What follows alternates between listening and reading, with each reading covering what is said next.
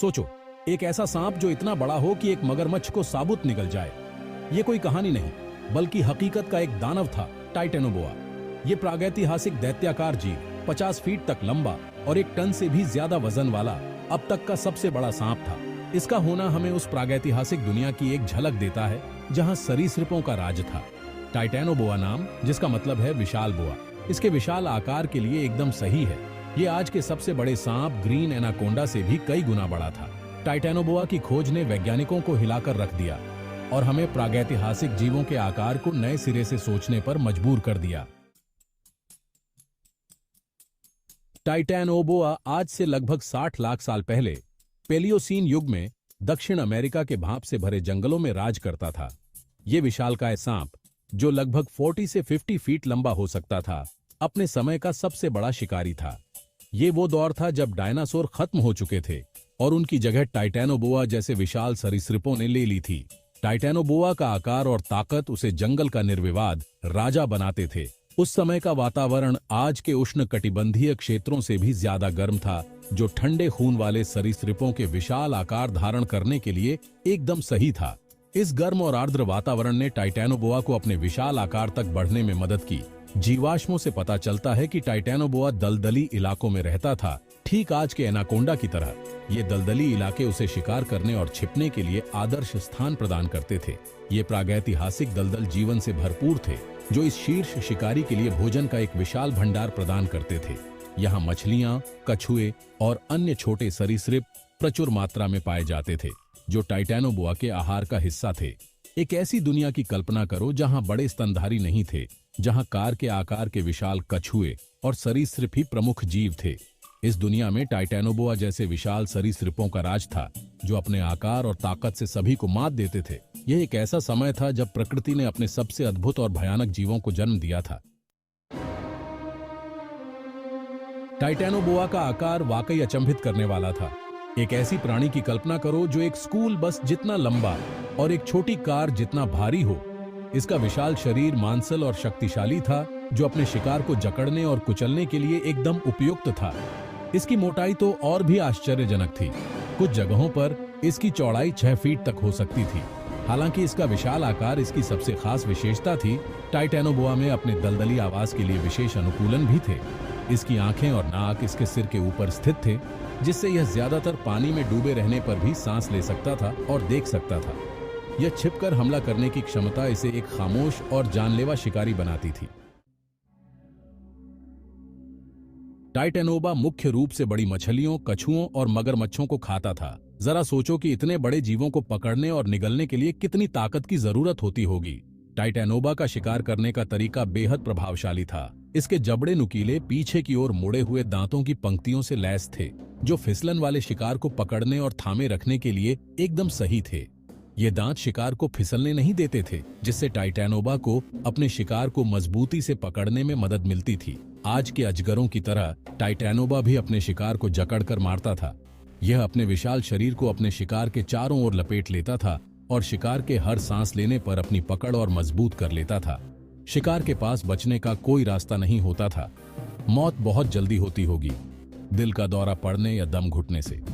Titanoboa का शक्तिशाली पाचन तंत्र हड्डियों और यहां तक कि कछुओं के खोल को भी पचा सकता था, जिससे उसके भोजन का बहुत कम निशान बचता था। टाइटेनोबोआ का जीवन और शिकार करने का तरीका हमें यह समझने में मदद करता है कि प्राचीन काल में जीव कैसे रहते थे और कैसे विकसित हुए थे। यह विशाल सांप न केवल अपने आकार और ताकत के लिए जाना जाता था, बल्कि अपने शिकार करने की कुशलता के लिए भी प्रसिद्ध था। टाइटेनोबोआ के बारे में जानकर हमें यह भी पता चलता है कि उस समय के पारिस्थितिकी तंत्र में कितनी विविधता और जटिलता थी। टाइटेनोबोआ का अस्तित्व और उसकी शिकार करने की क्षमता हमें यह सिखाती है कि प्रकृति में हर जीव का एक महत्वपूर्ण स्थान होता है।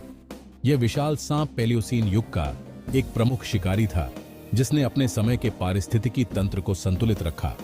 टाइटेनोबोआ के बारे में और जानने से हमें यह भी समझ में आता है कि कैसे प्राचीन जीवों ने अपने वातावरण के साथ तालमेल बिठाया और जीवित रहने के लिए अनुकूलन किया।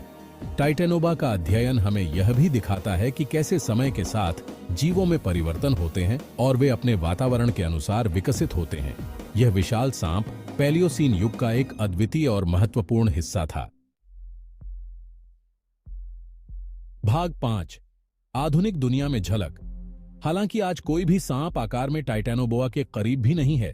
यह विशालकाय सांप, जो लगभग 60 मिलियन साल पहले पृथ्वी पर घूमता था, आज भी वैज्ञानिकों और शोधकर्ताओं के लिए एक रहस्य बना हुआ है। हम दक्षिण अमेरिका के वर्षावनों में इसके दूर के रिश्तेदारों को पा सकते हैं। ये वर्षावन, जो जैव विविधता के लिए प्रसिद्ध हैं, कई प्रकार के सांपों का घर हैं, जिनमें से कुछ टाइटैनोबोआ के वंशज माने जाते हैं। ग्रीन एनाकोंडा, जो आज का सबसे बड़ा सांप है, अपने विशाल आकार और ताकत के लिए जाना जाता है। यह सांप, जो 30 फीट तक लंबा हो सकता है, टाइटैनोबोआ की तरह ही अपने शिकार को जकड़ने और दबाने की क्षमता रखता है। अपने प्रागैतिहासिक पूर्वज के साथ समान आवास और शिकार की शैली साझा करता है। टाइटैनोबोआ और ग्रीन एनाकोंडा दोनों ही घने जंगलों और दलदली क्षेत्रों में रहते थे, जहां वे पानी के पास छिपकर अपने शिकार का इंतजार करते थे।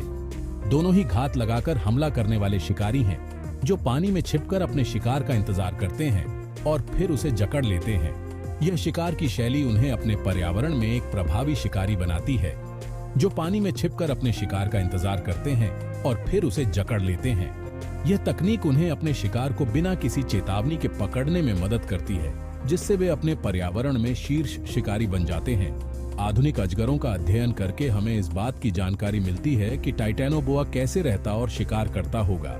शोधकर्ता इन सांपों के व्यवहार, शारीरिक रचना और उनके पर्यावरण का अध्ययन करके टाइटैनोबोआ के जीवन के बारे में महत्वपूर्ण जानकारी प्राप्त कर सकते हैं। उनकी शारीरिक रचना, व्यवहार और यहाँ तक कि उनके वातावरण भी इस विलुप्त दानव के जीवन को समझने के लिए सुराग प्रदान करते हैं।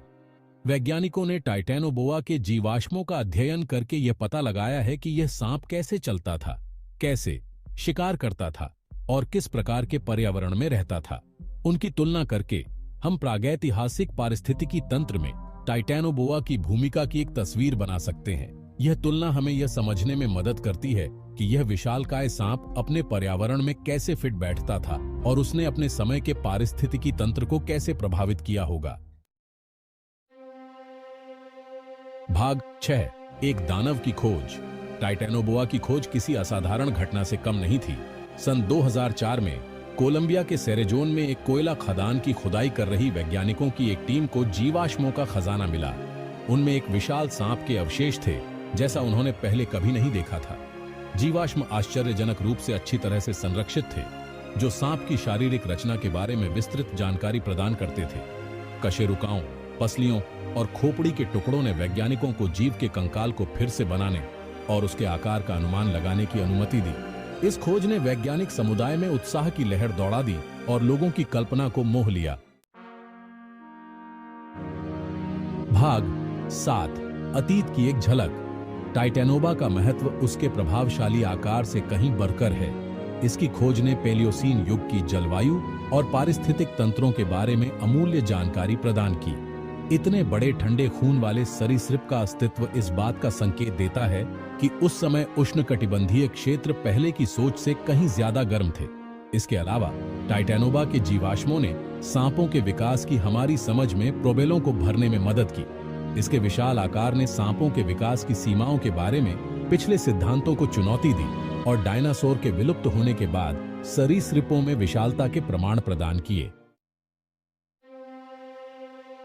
भाग 8 टाइटैनोबा का शासन और विलुप्ति। टाइटैनोबोआ ने लाखों वर्षों तक दक्षिण अमेरिकी दलदलों में सर्वोच्च शासन किया। हालांकि सभी जीवों की तरह इसका समय भी समाप्त हो गया। माना जाता है कि जलवायु परिवर्तन इसके विलुप्त होने का मुख्य कारण था।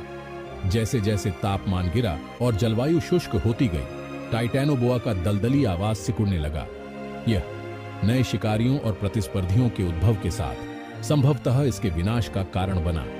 अपने लुप्त होने के बावजूद टाइटैनोबोआ की विरासत आज भी जीवित है, जो हमें पृथ्वी पर जीवन की अविश्वसनीय विविधता और अनुकूलन क्षमता की याद दिलाती है। भाग 9 टाइटैनोबोआ की कल्पना। जंगल में टाइटैनोबोआ जैसे जीव का सामना करने की कल्पना करना मुश्किल है। इसका विशाल आकार और ताकत विस्मयकारी और भयावह दोनों रही होगी। शुक्र है कि हम इस दानव का सामना केवल जीवाश्म रिकॉर्ड और अपनी कल्पना के माध्यम से ही कर सकते हैं।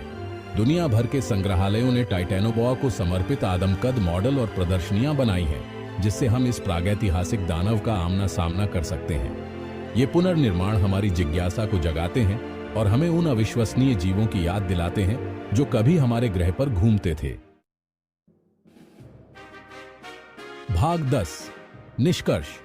टाइटैनोबोआ की विरासत। टाइटैनोबोआ की खोज जीवाश्म विज्ञान में एक ऐतिहासिक घटना थी।